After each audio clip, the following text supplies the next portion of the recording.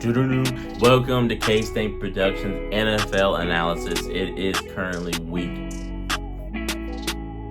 10 within the NFL. There were some really good games that was played within the AFC and the NFC, and there were some really bad games. There was teams that played overseas in Germany and such, and there was teams that played in the United States, obviously where football originated.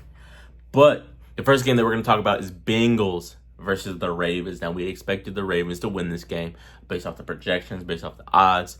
Joe Burrow has been playing, but Lamar Jackson has been playing a lot better. The Ravens beat them 35-34, as we expected. Well, obviously, we expected the Ravens defense to hold the Bengals offense a lot more. But, you know, when things happen, things happen. Joe Burrow went 35 for 56. 428 yards and 4 touchdowns. And I've seen a lot of things on social media saying that the Bengals are probably one of the worst teams in the NFL at this point in time. And that cannot be any more true than what it is. Joe Burrow is playing unbelievable out of his mind. Jamar Chase is playing unbelievable out of his mind. But they cannot finish. That is the one thing that you have to do within sporting events across the board. Whether it's NFL or football, basketball, baseball, you have to finish the game. But the Bengals just don't want to do that. I mean, Chase Brown went 13 for 42 and a touchdown. You have to have a running game, like I say all the time. I'm going to keep harping on it because you have to do it, and you cannot be one-dimensional. Joe Burrow throwing 56 times, obviously he's one of the better quarterbacks within the league, but you have to have somebody to complement his game. There's no way. Jamar Chase had a record-breaking game, and they still lost. He had 11 receptions for 264 yards and 3 touchdowns, and you still lose a game. Tell me how that's possible. Y'all go down in the comments. Tell me how that's possible for you to have 11 catches, 264 yards, 3 touchdowns, and still lose the game. It's impossible, but they made it possible. Chase Brown went 9 for 52 out of the backfield. Tanner Hudson went 6 for 42. And I'm guessing that T. Higgins is hurt once again. He's been off and on the entire season. And it's starting to get closer and closer to the playoffs. Obviously, there's 8 more games to play. However, those 8 games do matter. They do matter. And the margin of error is getting shorter and shorter and shorter. And eventually, it's going to burn and it's going to crash. But moving on to the Ravens, Lamar Jackson went 25 for 33, 290 yards, 4 touchdowns. Expected that. However, he didn't really have that many scramble yards or rushing yards within this game, with only 7 carries for 33. Derrick Henry didn't have a career or high game. He had 16 carries for 68 yards and a touchdown. Just enough to win the game. However, you cannot be mediocre. Mediocre will not win you anything, nor will it help you in life. Be better. Tylan Wallace went 3 for 115 yards and a touchdown. Mark Andrews also had 6 touchdowns. Or not 6 touchdowns, 6 receptions for 68 yards and 1 touchdown. I think this Ravens team is really good. Better than the Bengals, at least. And obviously, there's a lot more football left to be played, so you cannot let up on the gas pedal, not one bit. However, they look really good. They're one of the top teams in the AFC right now as a division, or as a conference. And these games are starting to look a little bit better and a little bit better. Chad Ochocinco and Shannon Sharp had a dispute against it. Chad Ochocinco thought that the Bengals would win. Shannon Sharp thought the Ravens would win. And I was right with him. I thought the Ravens would win. Unfortunately, they lost by 1 point. Jamar Chase had a really good game. That's all you have to say about that. The Giants and the Panthers played in Germany. And it was really cool to say that referee made a call in the German language. Quite intriguing. But the Panthers won by 3 points, 20-17. And neither of these teams are good at all. And I could confidently say that. And we all know that. The Giants 2-8. The Panthers are now sitting at 3-7. Now, that doesn't help them within their personal division with the Saints, the Falcons, and the Buccaneers. No. But it's a step in the right direction towards the growth of the team. Daniel Jones went 22 for 37, 190 yards and 2 interceptions. That's y'all's quarterback. Tyron Tracy Jr. went 18 carries for 103 yards and a touchdown. We expect that from him because these past couple of games that I've been watching him, run the football. He looks really good. And if I'm not mistaken, he is a rookie within the NFL, so he has a long career ahead of him. Wandale Robinson went 5 for 51. Malik Neighbors 6 for 50. There was some talks about Malik Neighbors having offensive, was it rookie or player of the year? Rookie the player of the year. However, he had some really good games, but as of recently, his production has went. So therefore, people aren't really expecting him to win either the offensive rookie of the year or the offensive player of the year. Me personally, I think Jaden Daniels is probably winning the rookie of the year without a doubt. Challenge me on it. Unless he gets hurt, I think he'll win the rookie of the year, and I hope he doesn't because they've been playing some good ball. They also lost to the Steelers. I'll get into that in a minute. The Panthers and Bryce Young went 15 for 25, 126 yards and a touchdown. Has he gone over 200 yards within his career? Because he's been at the Panthers, 2 years now? 2-3 years? Has he gone over 200 yards passing? That'd be a great statistic to know. Go down in the comments, leave it if he did. That'd honestly be surprising. Chuba Hubbard had a really, really good game with 28 carries for 153 yards and a touchdown. I think Chuba Hubbard is really, really good. He could be a really, really good addition to an offense. Obviously, he's not a high-known talent like Derrick Henry or Joe Mixon or something like that. However, these numbers say otherwise, and he'll get the job done. Now, obviously, this is against the Giants, but the Giants do have a good defensive line, especially with Dexter Lawrence leading the charge. I mean, he ain't no scrub either. So, props to the Panthers for winning. I'd like to see a lot more progression out of Xavier Legette. However, they won the ball game, and sometimes that is the only thing that matters. However, I always say, a win is a win till it places you somewhere where you don't want to be in the playoffs. Just saying.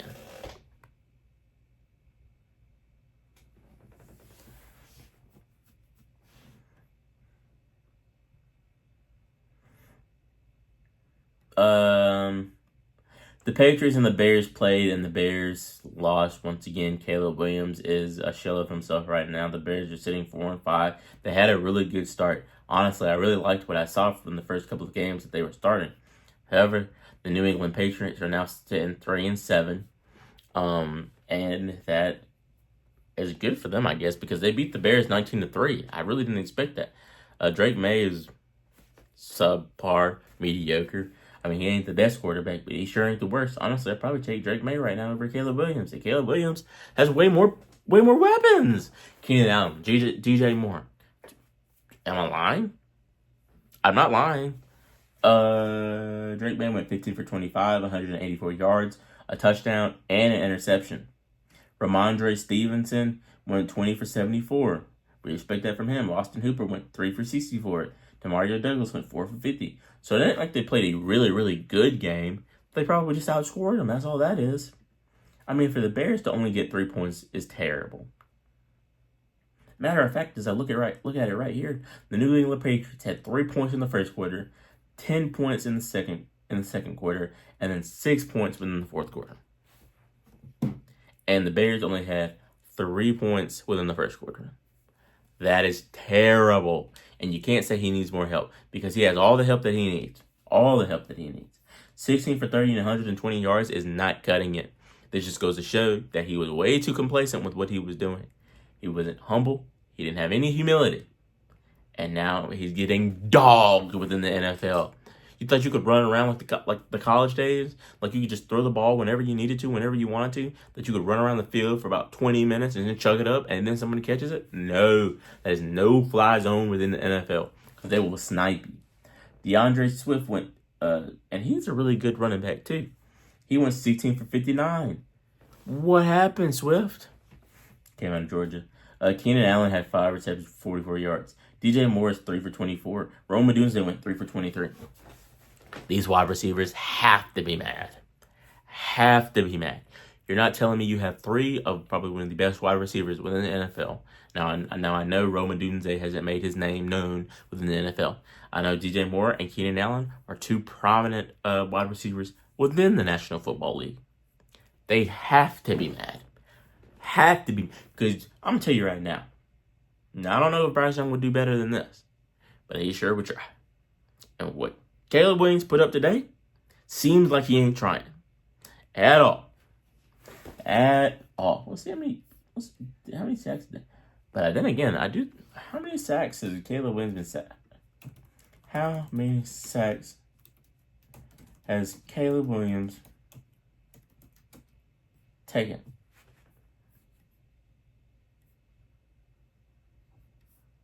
It doesn't exactly say, but it'd be a good stat to know at this point in time.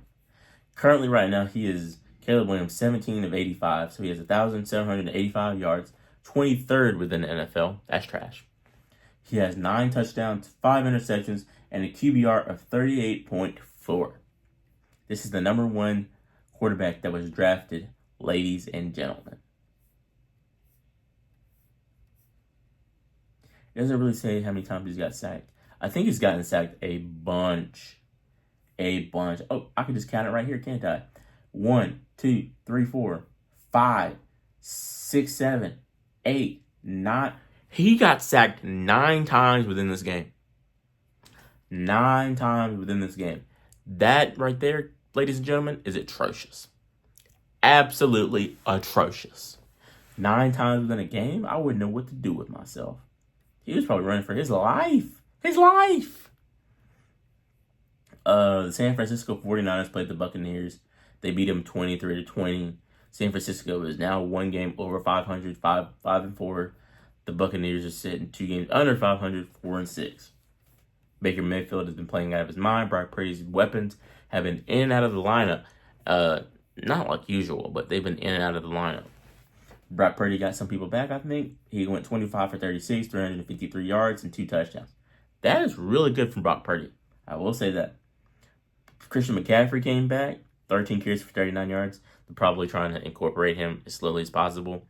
However, I don't think this is the right move for San Francisco. Go down in the comments. Let me know what you think is the best move for Christian McCaffrey right now. Because didn't he have like Achilles tendonitis in both Achilles, which is bad enough. He went to Germany to see a specialist. Bad enough. And then they try to incorporate him. I don't think he's ready. I don't think he's ready at all. And I think they'll be doing more harm than good at this point in time. Juwan Jennings went 7 for 93, so he had a really good day. Ricky Purcell went 4 for 73 and a touchdown. Christian McCaffrey went 6 for 68. Deebo Samuel went 5 for 62. George Kittle went 3 for 57 and a touchdown. So honestly, Brock Purdy spread the ball. Besides Brandon Ayuk, they got everybody back.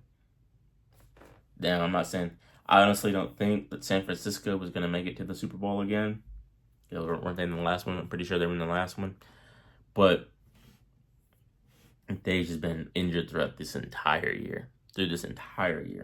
Baker Mayfield went 18 for 29. That's 116 yards and a touchdown.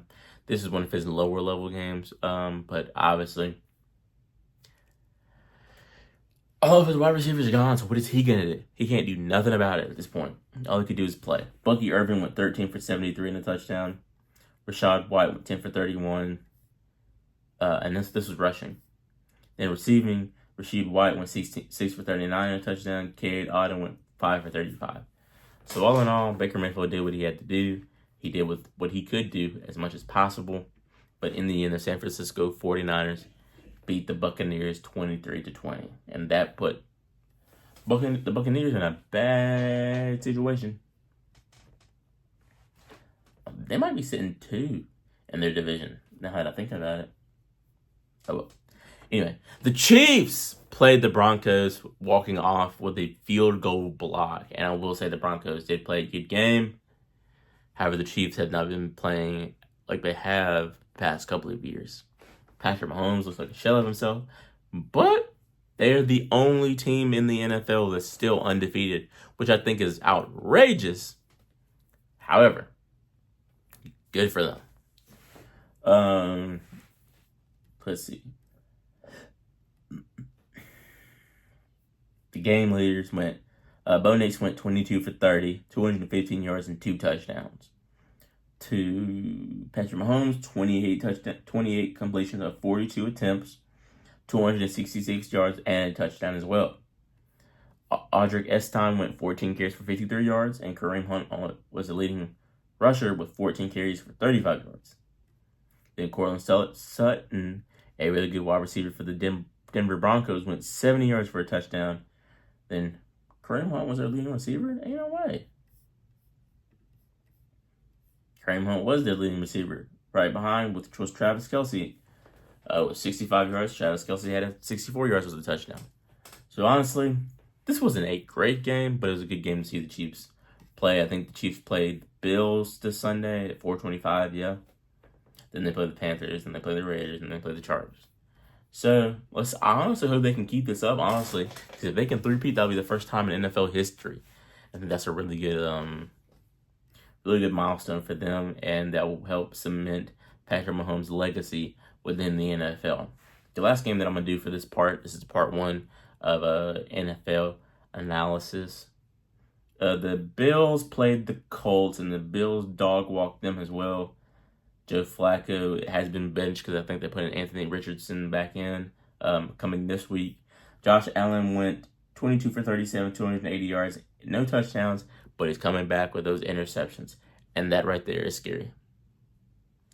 James Cook went 19 for 80 and a touchdown. Josh Allen, which is really good. Josh Allen went 8 for 50 and a touchdown. And then Ray Davis went 3 for 6. Mac Hollins went 4 for 86. And then Khalil Shakir went 6 for 58. So they had a pretty well-rounded game. However, those 2 interceptions for Josh Allen does scare me a lot. Then Joe Flacco went 26 of 35, 272 yards, 2 touchdowns, and 3 interceptions. I think the Colts are, where are they right now? They're 4-6 as well, so 2 games under 500. The Bills are actually doing really, really good this year. I'm proud of them as well. And then the whole fiasco within the Indianapolis Colts, man. I think Anthony Richardson has